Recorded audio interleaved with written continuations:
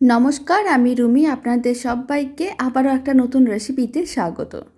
আজ আমি আপনাদের দুধ ও চিনিতে দারুণ স্বাদের একটা ডেজার্ট বানানো দেখাবো। রেসিপিটা শেষ পর্যন্ত দেখার জন্য আপনাদের কাছে অনুরোধ রইল। আর আপনারা দেখুন কতটা নরম তুলতুলে জেলির মতন হয়েছে, খেতে কিন্তু খুবই ভালো হয়। এখন আমি আপনাদের কেটেও দেখিয়ে দিয়েছি। আপনারা এইভাবে বাটিতেও সার্ভ করতে পারেন রেসিপিটা, আর না হলে আপনারা ডিমোল্ড করেও সার্ভ করতে পারেন। আর দারুণ স্বাদের এই জেলের মতন ডেজার্টটা বাড়িতে বানালে কমেন্ট বক্সে জানাতে একেবারেই ভুলবেন না খেয়ে আপনাদের কেমন লাগলো। তো চলুন রেসিপিটা বানানো শুরু করা যাক। প্রথমে একটি কড়াইতে 700 ml মতন দুধ নিয়েছি। এখন ফ্লেমটা কিন্তু মিডিয়াম টু হাইতে আছে। এবার দুধটাকে কিন্তু খুব ভালো করে গরম করে একবার ফুটিয়ে নিতে হবে। দুধটাকে খুব ভালো করে গরম করে একবার ফুটিয়ে নিয়েছি। এখন কিন্তু ফ্লেমটা লোতে করে দিলাম। এবার আমি এর থেকে অল্প একটু দুধ আলাদা করে রেখে দেবো। এইভাবে আমি মেজারিং কাপে কিছুটা পরিমাণ দুধ নিয়ে নিলাম। প্রায় 100 ml মতন দুধ নিয়ে আলাদা করে দিয়েছি। এবার আমি এর মধ্যে দিয়ে দিচ্ছি বেশ কিছুটা পরিমাণ চিনি। এখানে 70 থেকে 80 গ্রামের মতন চিনি দিয়ে দিলাম। চিনিটা কিন্তু খুব ভালো করে মিশিয়ে নিলাম। এবার চিনিগুলো মেল্ট হওয়ার জন্য অপেক্ষা করব। এদিকে আমি আর একটা মিক্সিং বোল নিয়ে নিলাম। তার মধ্যে আমি দিয়ে দিচ্ছি 3 চামচ কাস্টার্ড পাউডার। এখানে আমি 3 চামচ কাস্টার্ড পাউডার দিয়েছি। আপনারা চাইলে কাস্টার্ড পাউডারের জায়গায় কর্নফ্লাওয়ারও দিতে পারেন। এবার এর মধ্যে যে দুধটা আলাদা করে রেখেছিলাম সেটা দিয়ে দিচ্ছি, আর খুব ভালো করে মিশিয়ে নিতে হবে যাতে যাতে কোনো রকম দলা না থাকে। এইভাবে কিন্তু খুব ভালো করে মিশিয়ে নিতে হবে। আর দুধটা কিন্তু গরম ভাবটা অনেকটাই কমে গিয়েছিল। গরম ভাবটা কমে যাওয়ার পরে মিশ্রণটা কিন্তু খুব ভালো করে মিশিয়ে নিতে হবে, তাহলে কোনো রকম কিন্তু দলা থাকবে না। খুব ভালো করে মেশানো হয়ে গেছে, এখন এক সাইডে রেখে দিচ্ছি। আর এদিকে চিনিগুলোও কিন্তু মেল্ট হয়ে গেছে। চিনিগুলো মেল্ট হওয়ার পরে 2 মিনিটের মতন রান্না করে নিয়েছিলাম, মানে দুধটাকে খুব ভালো করে ফুটিয়ে নিয়েছিলাম। এবার ফ্লেমটা লোতে করে দিলাম।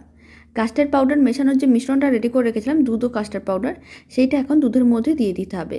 আর খুব ভালো করে মিশিয়ে নিতে হবে। প্রথমে কিন্তু লো ফ্লেমে খুব ভালো করে মেশাতে হবে, নাহলে কিন্তু দলা পাকিয়ে যেতে পারে। এইভাবে লো ফ্লেমে খুব ভালো করে মিশিয়ে নেওয়ার পরে ফ্লেমটা কিন্তু মিডিয়ামে করে 5 মিনিটের মতন রান্না করে নিতে হবে, তাহলেই কিন্তু মিশ্রণটা বেশ ঘন হয়ে যাবে। আর আপনারা এই কাস্টার্ড পাউডারগুলো যে কোনো কিন্তু মুদিখানার দোকান বা সুপার মার্কেটে খুব সহজে পেয়ে যাবেন। আর কাস্টার্ড পাউডার না থাকলে আপনারা কর্নফ্লাওয়ার দিয়েও বানাতে পারেন, কোনো রকম অসুবিধা হবে না, খেতে কিন্তু বেশ ভালো লাগবে। যেহেতু এটা ভ্যানিলা কাস্টার্ড পাউডার দিয়ে বানানো হচ্ছে, এর মধ্যে কিন্তু ভ্যানিলা এসেন্সটাও থাকবে। আর খেতেও কিন্তু বেশ ভালো লাগবে। আর কালারটা কিন্তু একটু হলুদ হয়েছে। আর আপনারা যদি রেসিপিটা কর্নফ্লাওয়ার দিয়ে বানিয়ে থাকেন তাহলে কিন্তু কালারটা সাদা হবে, নাহলে খেতে কিন্তু বেশ ভালো লাগবে। খুব ভালো করে মিশিয়ে নেওয়ার পরে ফ্লেমটা কিন্তু এখন মিডিয়ামে করে দিয়েছি। এখন এইভাবে 5 মিনিটের মতন রান্না করে নিতে হবে। প্রয়োজনে আরও 2 মিনিট বেশি রান্না করে নিতে হবে। মোটামুটি 5 থেকে 7 মিনিটের মতন রান্না করে নিলে মিশ্রণটা কিন্তু বেশ ঘন হয়ে যাবে। এখন আমি আপনাদের 5 মিনিট পরে দেখাচ্ছি। আপনারা দেখুন মিশ্রণটা কিন্তু বেশ ঘন হয়ে যাচ্ছে। এর থেকে আর বেশি ঘন করার দরকার নেই।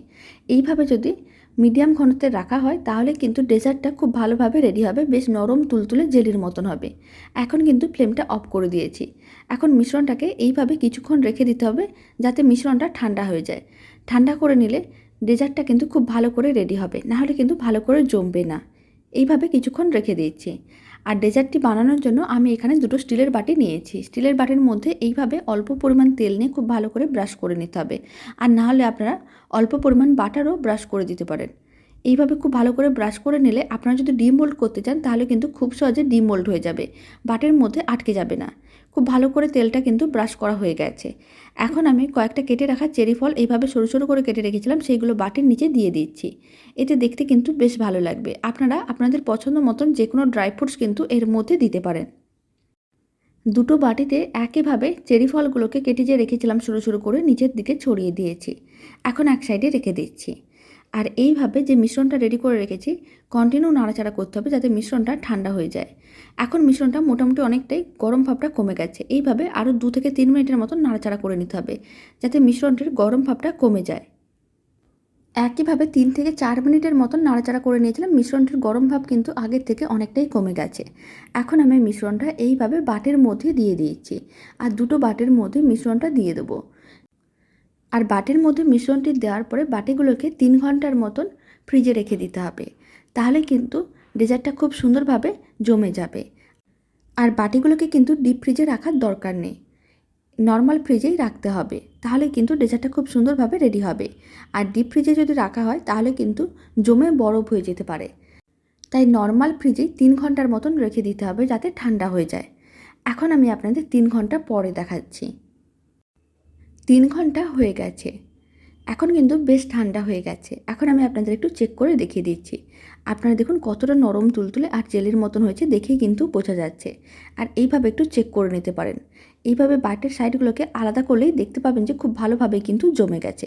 তার মানে বুঝে নিতে হবে খুব সুন্দরভাবে কিন্তু রেডি হয়ে গেছে। এবার আপনারা এইগুলোকে ডিমোল্ডও করতে পারেন, আর না হলে এইভাবে বাটিতেও সার্ভ করতে পারেন। এখন আমি আপনাদের একটা বাটি ডিমোল্ড করে দেখিয়ে দিচ্ছি।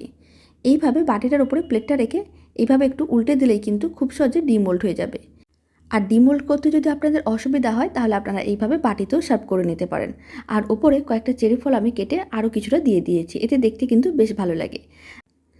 এখন আমি আপনাদের আর একটা বাটিও চেক করে দেখিয়ে দিচ্ছি। এটাও কিন্তু খুব সুন্দরভাবে রেডি হয়ে গেছে। এখন আমি আপনাদের আর একটা বাটিও দেখিয়ে দিলাম। আপনারা দেখুন বেশ নরম তুলতুলে আর জেলের মতন হয়েছে। এবার কেটেও দেখিয়ে দিচ্ছি কতটা নরম তুলতুলে জেলের মতন হয়েছে। খেতে কিন্তু খুবই ভালো হয়, বানানো কিন্তু একেবারেই সহজ। আপনারা কিন্তু যে কেউ খুব সহজে বানিয়ে নিতে পারবেন। আর বাড়িতে বানালে কমেন্ট বক্সে জানাতে একেবারেই ভুলবেন না খেয়ে আপনাদের কেমন লাগলো। আপনারা দেখুন দেখেই কিন্তু বোঝা যাচ্ছে কতটা নরম তুলতুলে হয়েছে, আর খেতেও কিন্তু বেশ ভালো হয়। এবার আমি যে ডেজার্টটা প্লেটের মধ্যে ডিমোল্ড করে রেখেছিলাম সেটাও কেটে দেখিয়ে দিচ্ছি কতটা নরম তুলতুলে আর জেলির মতন হয়েছে। এইভাবে একটু চামচ দিয়ে নাড়াচাড়া করলেই দেখতে পাবেন যে বেশ নরম তুলতুলে জেলির মতন হয়েছে। আর রেসিপিটা যদি আপনাদের ভালো লেগে থাকে, আর আপনারা যদি ফেসবুক থেকে রেসিপিটা দেখছেন, পেজটিকে ফলো করে নেওয়ার অনুরোধ রইল। আর ইউটিউব থেকে দেখলে চ্যানেলটিকে সাবস্ক্রাইব করে নেওয়ার অনুরোধ রইল। আর পাশে থাকা বেল আইকনটি প্রেস করে নেবেন নতুন রেসিপির আপডেট সবার আগে পাওয়ার জন্য। দুধ ও চিনির এই ডেজার্ট রেসিপিটা আপনারা কিন্তু বাড়িতে বানিয়ে দেখতে পারেন। খুব কম উপকরণ দিয়ে বানানো যায়, আর খেতে কিন্তু খুবই ভালো হয়। বাড়ির ছোট থেকে বড় যে কেউ কিন্তু খুবই পছন্দ করবে। তো চলুন ভিডিওটা আমি এখানেই শেষ করছি। আপনারা সবাই ভালো থাকবেন, সুস্থ থাকবেন। আপনাদের সঙ্গে আবার নতুন রেসিপি নিয়ে দেখা হচ্ছে।